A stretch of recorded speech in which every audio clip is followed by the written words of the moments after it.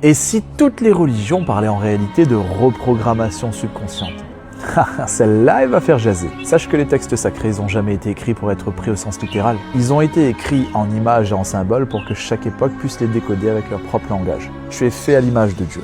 C'est pas de la morphologie, ça. C'est la description d'un être fractal qui possède les mêmes capacités créatrices de la source à son échelle.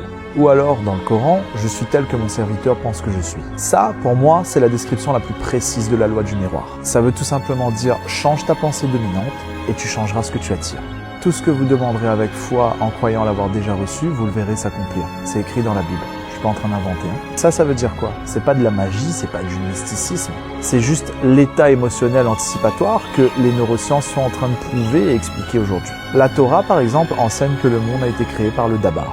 Et Dabar, ça veut dire à la fois mot et acte. Ça veut dire quoi?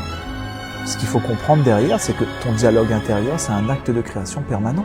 En ce sens, la prière n'a jamais été de supplier un Dieu qui décide arbitrairement. C'est juste un outil de reprogrammation émotionnelle. Et cet outil, il a été conçu pour maintenir un état intérieur suffisamment longtemps pour que le subconscient l'intègre comme réalité. Tu vois, par exemple, le jeûne, la méditation ou les rituels, ce ne sont pas des contraintes ou des obligations irrationnelles. Ce sont juste des outils avec la même fonction. Interrompre les programmes automatiques du subconscient et créer de l'espace pour qu'une nouvelle identité s'installe. Les religions ne sont pas des systèmes concurrents. Ce sont des traductions culturelles d'une seule et même vérité. T'es un créateur. Tu possèdes le pouvoir de changer ta réalité par l'état émotionnel que tu choisis de maintenir. Surtout, abonne-toi, parce que je partage ce genre de dinguerie toutes les semaines.